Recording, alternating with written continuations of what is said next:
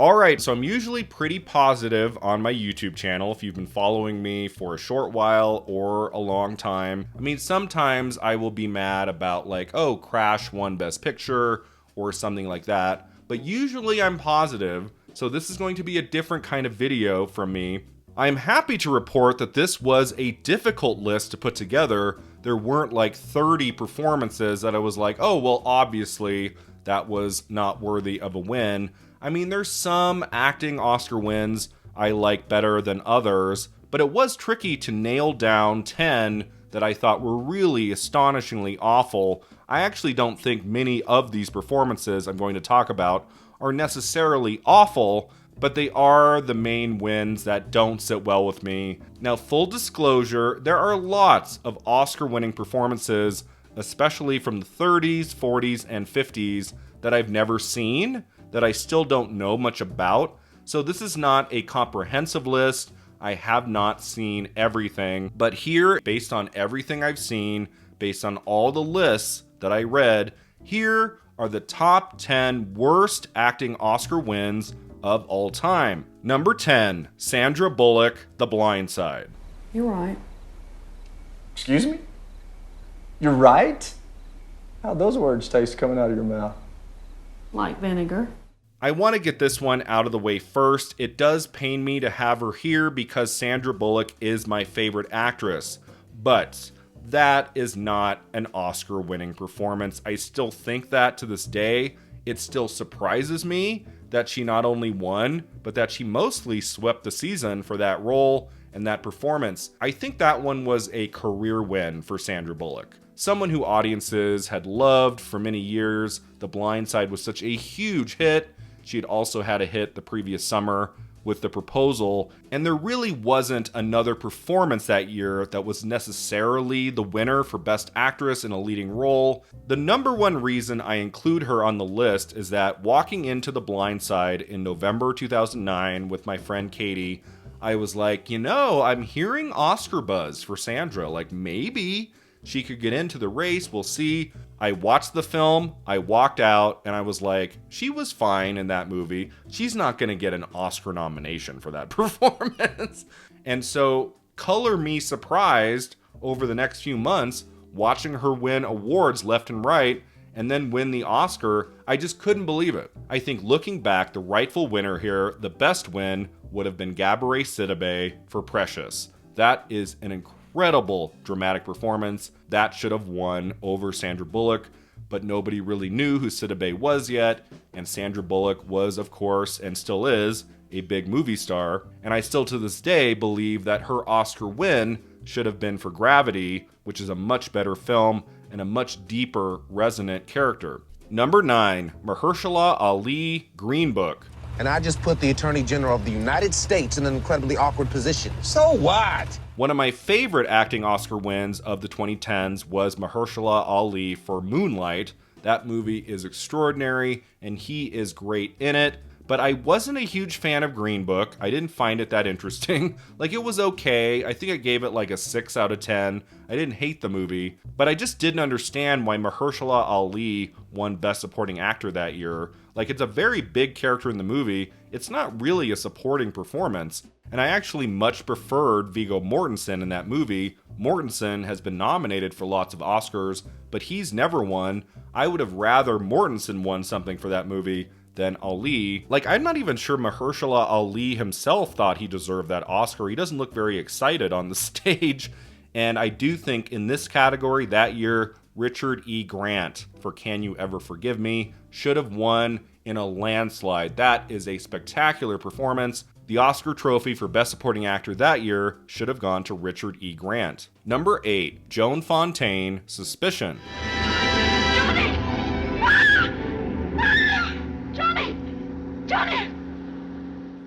I have never understood this Oscar win. It's very weird to me. I'm a huge Alfred Hitchcock fan. He is my favorite director. I love many of his movies. One of his weaker films, I think, is Suspicion from 1941, especially coming right after Rebecca, also starring Joan Fontaine. It doesn't feel like a Hitchcock movie the way that his later films in the 50s and early 60s would, but Rebecca is just one of my comfort films. I love that movie. If Joan Fontaine had won Best Actress for Rebecca, that would have been an all-timer win, but I've always found her performance in Suspicion kind of awkward. Like, it doesn't really work for me. It feels kind of flat. I think Cary Grant is much better in that movie. It's not a terrible film. I watch it here and there. I have the DVD of it, and I'll throw it on sometimes, but the Joan Fontaine performance in that movie is not great. And for it to win Best Actress at the Oscars is baffling to me. I mean, I guess not that baffling, because the reason she won was to make up for her not winning the year before for Rebecca. That's what makes sense to me. It happens all the time. Somebody wins for a performance. It's not great, but the Academy's like making up for past wrongs. I think that's what happened with Fontaine. Now, I can't necessarily give you what I would have preferred win here, because the only other film nominated in the Best Actress category that I've seen is The Little Foxes. Bette Davis's performance is great, but Bette Davis has a lot of Oscar wins. I haven't seen the other three performances, but what the hey, I'm just going to go with Barbara Stanwyck in Ball of Fire, because Stanwyck never won an Oscar, and she should have. Number 7, Helen Hayes, Airport.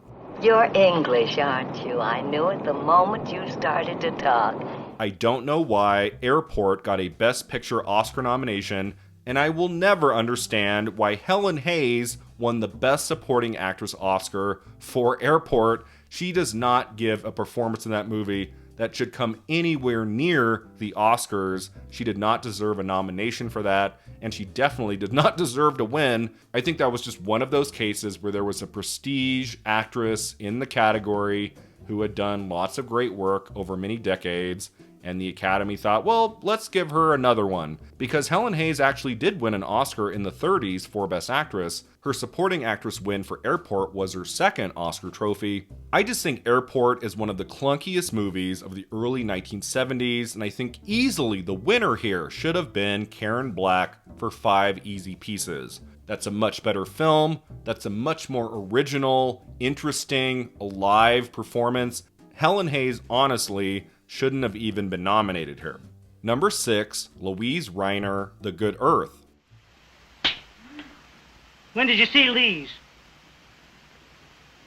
My mother gave them to me. This one I put in here for a couple reasons. One, Louise Reiner had just won a Best Actress Oscar the year before for The Great Ziegfeld. She didn't need to win 2 Oscars 2 years in a row. And for her to get her second Oscar for a movie where she's playing an Asian woman just is not a good look in the history of the Academy Awards. That is a role that should have gone to an Asian performer. And then for Reiner to basically abandon Hollywood, I think 2 years after that, like 39, 40, she left Hollywood and never really acted in movies again. I think you have much better choices here. Janet Gaynor in A Star is Born would have been a cool win. And Irene Dunne for The Awful Truth, a very, very funny comedy. My choice here would be Irene Dunne. Number 5, John Mills, Ryan's Daughter.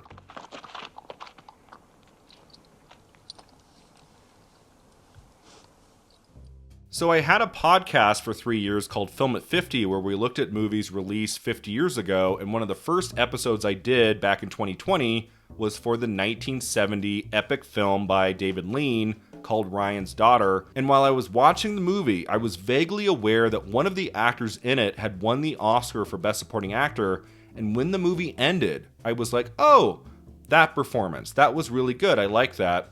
And then I looked it up, and the person that I had thought was probably the winner for Best Supporting Actor was wrong. It was someone else in the movie, and I was like, whoa, wait.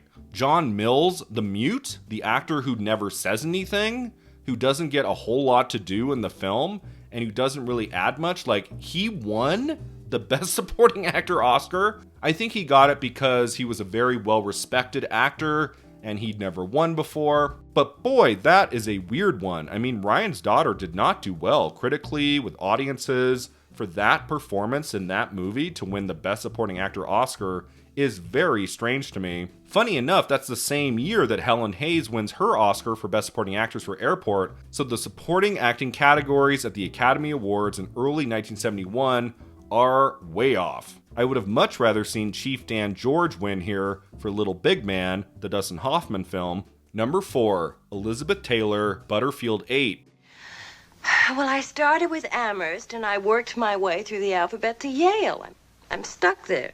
My favorite acting Oscar win of the 1960s is Elizabeth Taylor for Who's Afraid of Virginia Woolf, and probably the worst one of the entire decade is Elizabeth Taylor for Butterfield 8. Now, I don't hate Butterfield 8 as much as others do, but it's not a good movie. It's very tacky, lots of melodrama. It's not anything to write home about, and if you're not aware of the story, basically Elizabeth Taylor was on her umpteenth nomination. She'd never won. She'd been nominated a few times in the 50s, and while on location shooting Cleopatra, she got very sick and almost died, and I believe she almost died while they were in the midst of voting for Best Actress that year at the Academy Awards in early 1961. I mean, I'm not even sure how she got the nomination to begin with, because it's a so-so performance. It's okay, it's fine, but it's not Oscar worthy by any means. So this was a weird case where she probably got like the 5th slot based mostly on her name and her previous Oscar nominations, but then she ends up winning because while everybody's voting, there is news from overseas that Elizabeth Taylor might be on her deathbed, that she might be dead in a matter of hours or days. And so she basically got the sympathy vote. And by the night of the awards, I think Elizabeth Taylor herself even admitted that. Like, she admitted, like, well, I won this because I almost died. And so, yeah, that one doesn't sit well. It's especially annoying because there are some really great performances in that category. I think Shirley MacLaine in The Apartment and Deborah Kerr for The Sundowners would have been much better choices than Elizabeth Taylor for Butterfield 8. Deborah Kerr famously was nominated for an Oscar 6 times and never won. This could have been her moment. Elizabeth Taylor would win 6 years later for Who's Afraid of Virginia Woolf. This Oscar victory for Best Actress should have gone to Deborah Kerr. Number 3, Rami Malek, Bohemian Rhapsody. I think it's beautiful. It's almost perfect. Almost. Yes, give it more rock and roll.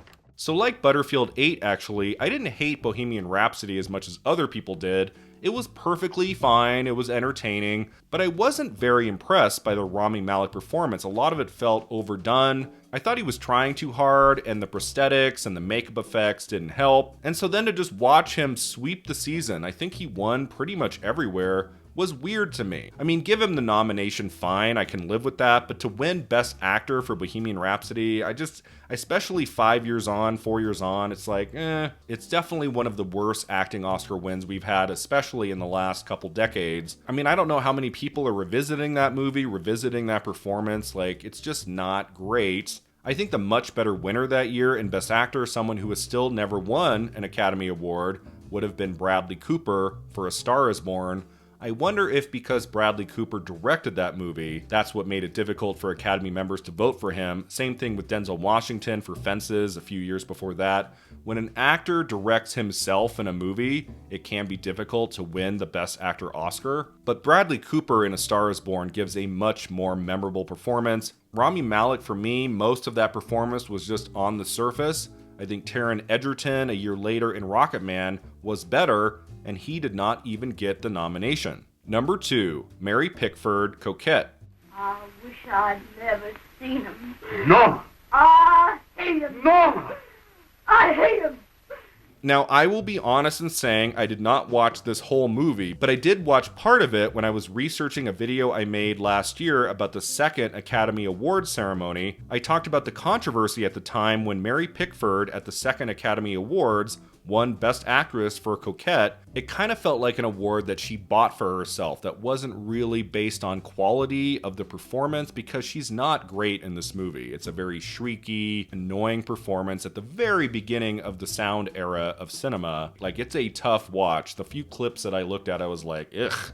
Like, no, this is pretty bad. I mean, she was one of the founding members of the Academy. She had a lot of clout in the industry. I do not think this win was based on everybody saying, wow, Mary Pickford giving the best performance of the year in Coquette. I think there was some shenanigans going on behind the scenes, and she kind of bought this award for herself at the very beginning of the Academy Awards. So yeah, I mean, I don't know how many people are looking at this film now, but it's not a great performance, and it's definitely one of the worst to ever win the Oscar. And now finally, we have arrived to my number one choice. What do I think is the worst performance to ever win an Oscar? To be perfectly honest, I don't think there's one Oscar-winning performance that is just outlandishly awful. I don't think that exists. But if I had to pick the worst, the one I do not like, the one that felt icky at the time, and just should have gone to literally anyone else in the category, my number one choice for the worst performance to win an Oscar is Renee Zellweger in Cold Mountain. Every piece of this is man's bullshit. They call this war a cloud over the land, but they made the weather, and then they stand in the rain and say, shit, it's raining!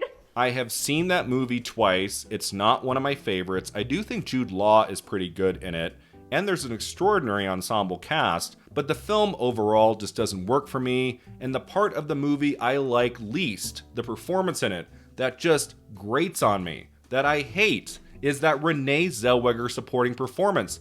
She just kind of stomps in there with some sort of crazy accent, and she's just filling up the frame with all this nuttiness, this craziness, and it doesn't fit the movie very well. She's very much out of place. I do not like her performance in this movie, and for her to get the nomination was really weird to me. For her to win the Academy Award was crazy, and for her to basically sweep that category the whole season in early 2004 just absolutely got on my nerves. I mean, I get it. Renee Zellweger won because she had been nominated for Best Actress the past 2 years, the first time for Bridget Jones's Diary, and the second time for Chicago.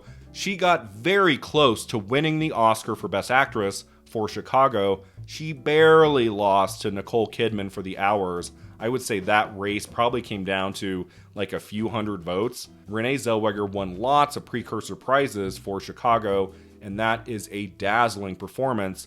I do think her Oscar win for Cold Mountain was mostly for Chicago. Because it was just 1 year later. If Cold Mountain had opened in like 2007, I don't think she wins for that. I don't think she gets nominated for that. I think because it was Miramax, the Harvey Weinstein awards machine, I think the narrative got out there very quickly that Renee Zellweger was overdue. She almost won for Chicago. Let's give her a consolation prize for Cold Mountain. I get it, but it's just like, ugh. I do not like it when a mediocre performance gets all these accolades. And it's like, we're just giving her all these prizes because she was much better in a movie that came out last year. I would have easily preferred any of these other nominated actresses to win. Holly Hunter in 13. She's fantastic. Patricia Clarkson had an amazing 2003. I think she was in 4 films that year, so that would have been a good win. The best performance in the category, easy, is Sheree Agdashlu for House of Sand and Fog. That is the person who should have won the Best Supporting Actress Oscar for her emotionally devastating performance. Renee Zellweger in Cold Mountain? No. It is, in my eyes, the worst acting Oscar win of all time.